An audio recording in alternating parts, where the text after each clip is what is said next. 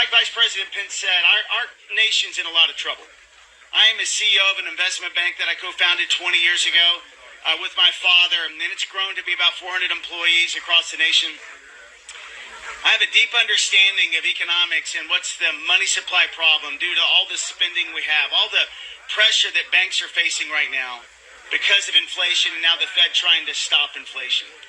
Met with a regional bank yesterday that's in trouble, and it could be in deeper trouble if the Fed keeps raising rates. And so we're in a coming storm. We think we have a trouble now.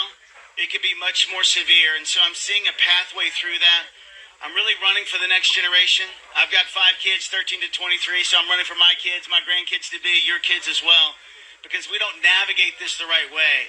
Some of the things that we saw in 2007 and 2008 could be a very small, mild indicator of what could be to come.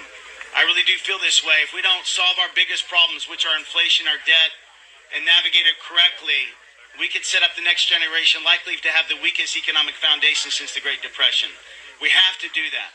If we don't do that, we'll never lead strong across the world like we should. We'll never really get back the freedoms that we have in our country, because one of the things that takes away our freedoms the most is not just debt, not just corruption, but it's also the division in our country.